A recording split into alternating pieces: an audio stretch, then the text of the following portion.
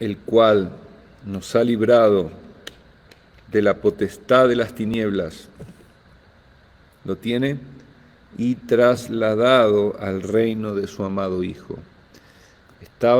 Le pertenecíamos allí al enemigo, pero Dios el Padre, por su gran amor, nos rescató de ese reino de las tinieblas, nos rescató con su poder. Él es el Todopoderoso, no se olvide que Él es más poderoso, Él es el Todopoderoso, Él está arriba de todo. Ahorita se lo voy a demostrar en unos momentos más para que usted pueda ver un gráfico interesante. Dios el Padre en ese reino inamovible que nos libra y nos libró de la potestad de las tinieblas y nos protege, no nomás eso, observe, no nomás nos libró y nos traslada al reino de su amado Hijo, sino que nos protege a sus hijos por el poder de su nombre. ¿Escuchó eso, iglesia? El Señor, el Dios, el Padre, nos protege, somos sus hijos, nadie nos puede arrebatar de la mano del Padre. En Juan 17:11, mire lo que dice la palabra del Señor. Juan, Evangelio según San Juan, anótelo por favor, capítulo 17, versículo 11, observe lo que dice. Juan 17:11, allí lo tiene, dice así: y ya no estoy en el mundo, mas estos están en el mundo, y yo voy a ti, Padre Santo, a los que me has dado, guárdalos en tu nombre, para que sean uno, así como nosotros. El Padre nos guarda, el Padre nos cuida, el Padre protege a sus hijos. ¿Quién nos puede separar del amor del Padre? Nadie nos puede separar del amor del Padre. Ni los principados, ni las potestades, ni lo alto, ni lo profundo, ninguna cosa creada, porque Él es el Creador, Él es el Todopoderoso, pero Él también es ahora nuestro Padre. Él nos rescató, Él nos trasladó al reino de su amado Hijo. En este reino estamos nosotros, amados hermanos. Nosotros ya no pertenecemos al reino de las tinieblas. Ahí estábamos presos antes. Usted y yo estábamos presos en el reino de las tinieblas. Antes le seguíamos también, seguíamos la corriente de este mundo. ¿Escuchó eso? Antes seguíamos la corriente de este mundo, andábamos conforme al príncipe de la potestad del aire. Vaya conmigo a Efesios capítulo 2, por favor. Efesios capítulo 2, mire lo que dice la palabra de Dios, hermanos. Yo quiero mostrarle cómo la palabra de Dios nos recuerda en esta noche dónde estábamos, pero dónde estamos ahora. Dónde estábamos antes de conocer al Señor. ¿Y dónde estamos ahora? Efesios capítulo 2, versículo 1, dice: y Él os dio vida a vosotros. Él os dio vida. Mire lo que nos ha dado el Señor Jesucristo. Él os dio vida a vosotros cuando estabais muertos en vuestros delitos y pecados. Nosotros estábamos muertos, le pertenecíamos al reino, pertenecíamos a un reino espiritual, a un reino donde el gobernante principal era el enemigo, Satanás y todos sus demonios, en los cuales anduvisteis en otro tiempo, versículo 2, siguiendo la corriente de este mundo, conforme al príncipe de la potestad del aire, el espíritu que ahora opera en los hijos de desobediencia. Observe que es interesante cómo Satanás opera, cómo actúa, cómo trabaja incesantemente. Pero nosotros ahora pertenecemos, el apóstol Pablo está escribiendo aquí, él dice: antes nosotros andábamos siguiendo la corriente de este mundo. ¿Por qué un creyente actualmente, un hijo verdadero de Dios, tiene que andar siguiendo la corriente de este mundo?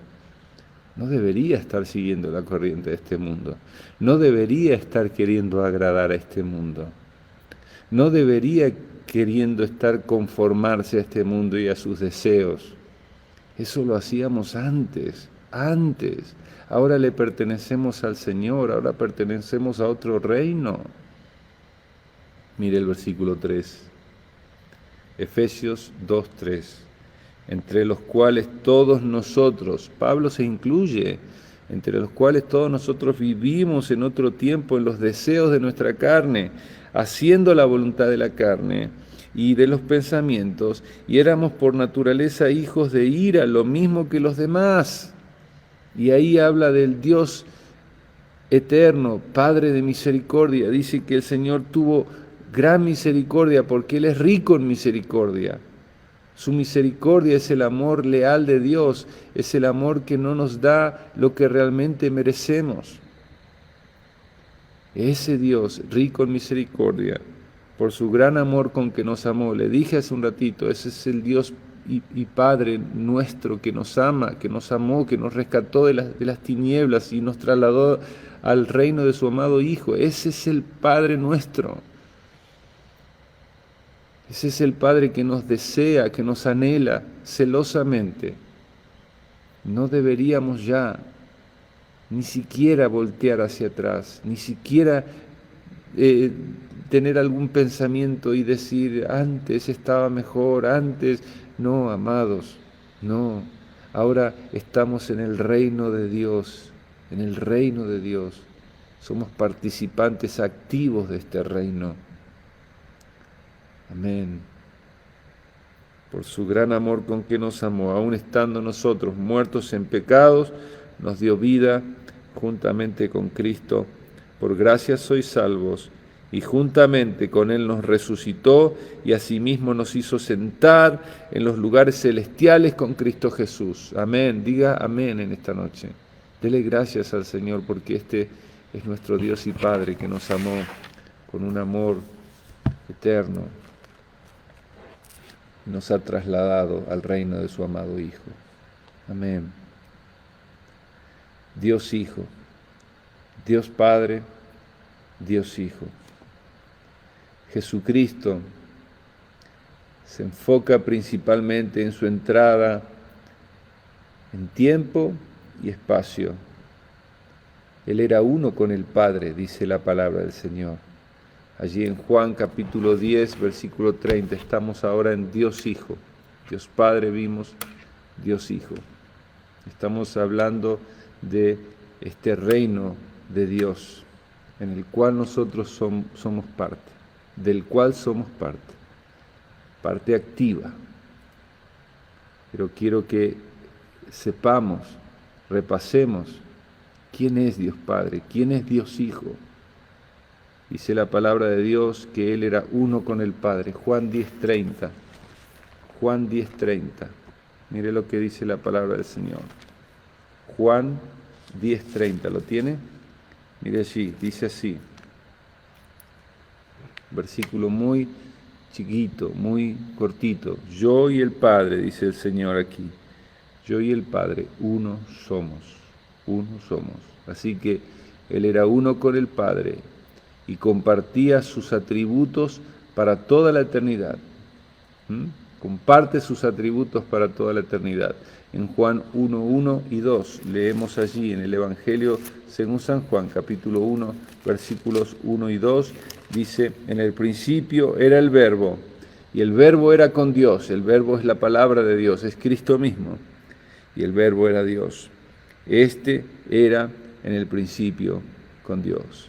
Así que Él comparte sus atributos para toda la eternidad con el Padre. Dios Hijo era la plenitud de la deidad en forma humana. En Colosenses capítulo 2, versículo 9, dice la palabra del Señor de esta manera. Colosenses 2, 9, dice así. Porque en Él habita corporalmente toda la plenitud de la deidad. En Cristo habita corporalmente toda la plenitud de la deidad. Cuando Cristo vino a esta tierra como ser humano, nació de una virgen, tuvo un cuerpo, Él se cansaba, él tenía sed, Él podía reírse, Él podía gozarse con sus amigos, Él podía comer, Él sufrió, Él, como cada uno de nosotros, con 100% humanos, las capacidades, intelecto, emoción y voluntad, como cualquier ser humano, pero sin pecado. Sin pecado. Así que, amados, Él vino a este mundo, tomó forma humana, vino al mundo para ser Dios con nosotros. Dios con nosotros. En Mateo capítulo 1, versículo 23, habla allí de que el cántico de los ángeles dice, aquí está allí Dios con nosotros, Dios con nosotros. En Mateo capítulo 1, versículo 23. Pero cuando Él vino al mundo, no nomás era Dios con nosotros, sino que también Él fue un siervo. Él fue un siervo. Detengámonos por unos minutos allí. Cristo, el hombre, 100% hombre, era 100% Dios. En Él habitaba toda la plenitud de la deidad. Él compartía sus atributos con el Padre por toda la eternidad. Él era uno con el Padre. Él entró en ese tiempo y en ese espacio, pero Él era Dios, Dios con nosotros. Y ese hombre, Dios, fue un siervo, vino a servir. El Hijo del Hombre no vino para ser servido, sino para servir. ¿Qué ejemplo para nosotros? Hoy día, ¿cuántas personas quieren puestos, quieren reconocimientos? Y si no tienen esos puestos o esos reconocimientos, se sienten mal.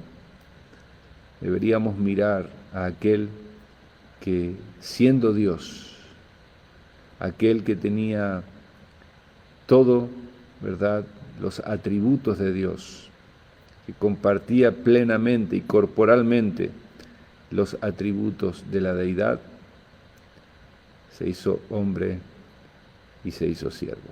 En Filipenses capítulo 2, versículos 6 y 7 dice la palabra del Señor, el cual siendo en forma de Dios, no estimó el ser igual a Dios como cosa que aferrarse, sino que se despojó a sí mismo, tomando forma de siervo, hecho semejante a los hombres. Y ahí lo tenemos al Señor Jesucristo. Y si usted y yo entendemos que Cristo, siendo Dios, tomó forma de siervo, nuestra actitud hoy, en el tiempo de vida que tengamos en esta tierra, como creyentes, como hijos de Dios, deberíamos tomar ejemplo y decir, Señor, levanto la mano, quiero ser un siervo tuyo. No hay mayor título, no hay título más grande que este para un hijo de Dios, ser un siervo de Dios, una sierva de Dios. Amén.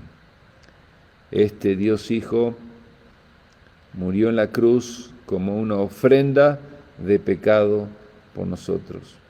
Dice allí en Romanos capítulo 8, versículo 3, Romanos capítulo 8, versículo 3, dice la palabra del Señor, porque lo que era imposible para la ley, por cuanto era débil por la carne, Dios, enviando a su Hijo en semejanza de carne de pecado, y a causa del pecado, condenó al pecado en la carne.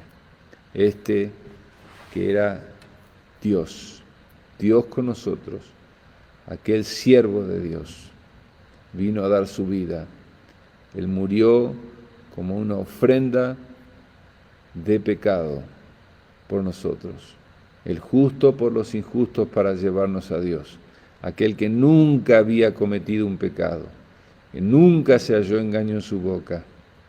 Dice la palabra que Él se hizo pecado por nosotros, sufrió la cruz, y el pecado nuestro Él lo cargó, lo llevó en su cuerpo sobre el madero.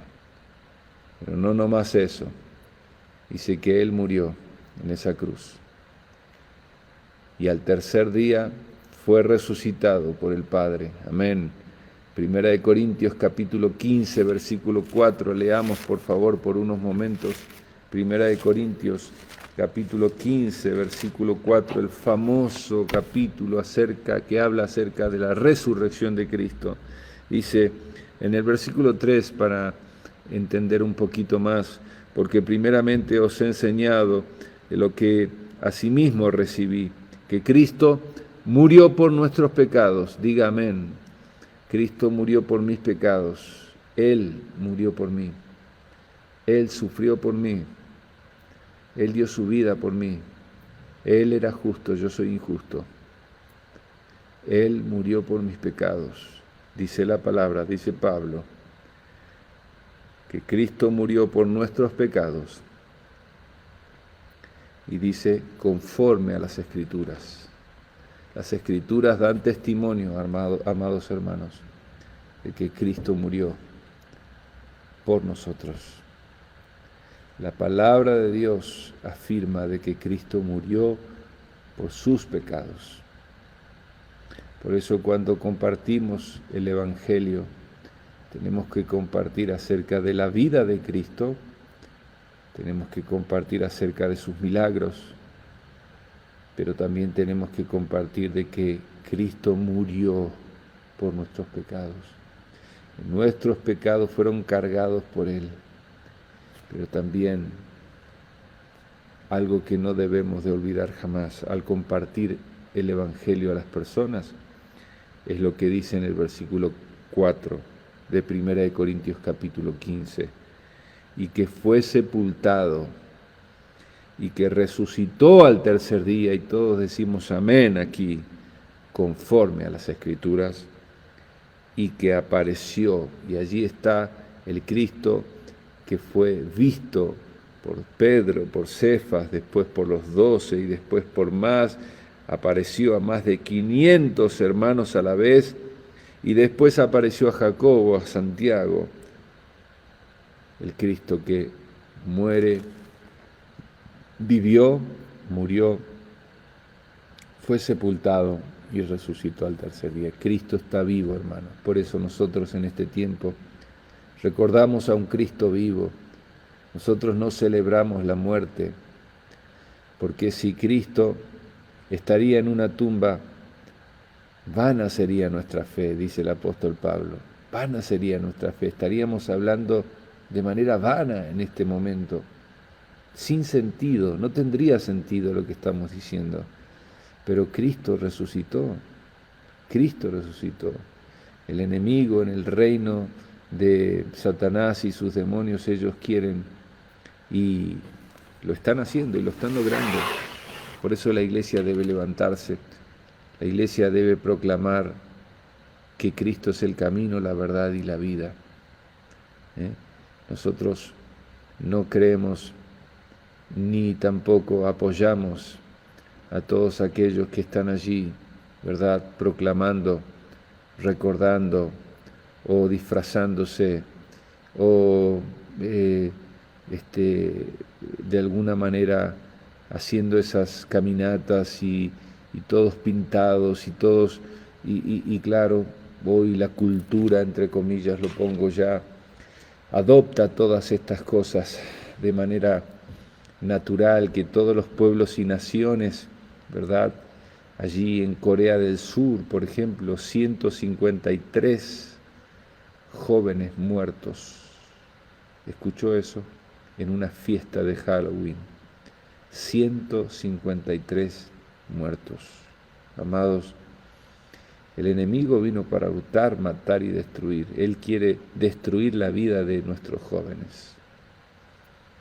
Por eso necesitamos más predicadores, por eso necesitamos más siervos y siervas del Señor que levanten su voz y que proclamemos que en Cristo hay vida, para sacarlos de las tinieblas a las personas, a grandes y pequeños, esas creencias que los mantienen adormecidos y llenos de miedo y llenos de temor y llenos de su superstición, como lo veíamos el domingo pasado en la prédica. Saquémoslos de esos lugares, saquemos a las personas del reino de las tinieblas en el cual se encuentran. Oh, amados hermanos, el domingo estuvimos en una, si usted no vio todavía la prédica, ya debería estar en YouTube, la prédica de este domingo, ¿verdad? Tantas personas inmersas en la superstición, en los miedos, en las tradiciones, escuchó eso, en las tradiciones de los hombres, que año tras año, una vez más, caen y el enemigo sigue tomando ventaja. La iglesia debe levantarse, estamos en los últimos tiempos. Cristo fue resucitado, ascendió al cielo, está sentado a la diestra del Padre y Él está intercediendo por cada uno de nosotros. ¿Dónde se encuentra esto, pastor? En Romanos capítulo 8, versículo 34. Léalo conmigo, por favor. Romanos capítulo 8, versículo 34. ¿Lo tienen? Dice así la palabra de Dios. Romanos 8, 34. Y dice así: ¿quién es el que condenará? Cristo es el que murió, más aún es el que también resucitó, el que además está a la diestra de Dios, el cual también intercede, el que también intercede por nosotros. Gloria a Dios por esto, porque Cristo está intercediendo. ¿Qué significa interceder? Pedir por nosotros. Él pide por nosotros, Él es nuestro abogado. Dice la palabra del Señor que si hubiere alguno pecado, hijitos míos, estas cosas os escribo, dice Juan, para que no pequéis. Pero si alguno hubiere pecado, abogado tenemos para con el Padre, a Jesucristo el justo. Y Él es la propiciación por nuestros pecados, y no solamente por los nuestros, sino por los de todo el mundo. Amados, toda persona que venga a Cristo arrepentida, toda persona que venga a Cristo confesando que es un pecador, no importa si está inmerso en la brujería, si está inmerso en cualquier clase de pecado, hábitos pecaminosos, quizás es una persona que está engañando, estafando, es una persona adúltera, es un fornicario, quizás es una persona que está allí metido en negocios fraudulentos, quizás es una persona que es un drogadicto, que es una lesbiana, quizás es una persona que está entregada a los placeres sexuales. Toda persona que va en contra de lo natural, aquello que fue establecido por Dios, varón y hembra los creó, la palabra de Dios dice que todo aquel que venga a Cristo arrepintiéndose y confesando su pecado, creyendo en Él, tendrá vida eterna. Tiene vida eterna, dice la palabra del Señor. Y no vendrá condenación, mas ha pasado de muerte a vida. Debemos predicar de esta manera, amados hermanos. Debemos predicar de esta manera porque si queremos endulzar el Evangelio, algún día usted y yo daremos cuenta de lo que estamos predicando. Y preferimos agradar a Dios que agradar al mundo. Y seremos señalados y seremos perseguidos cuando prediquemos la verdad. Oh, amados, dice la palabra del Señor, que Él intercede por nosotros. Él puede en esta noche interceder por ti también. Si vienes arrepentido, si confiesas tu pecado, Él intercede por ti. Él siempre intercede. Él siempre intercede. Su amor es grande. Su misericordia es para siempre. Su misericordia en esta noche quiere alcanzarte. Amén. Él ascendió al cielo, está sentado a la diestra del Padre.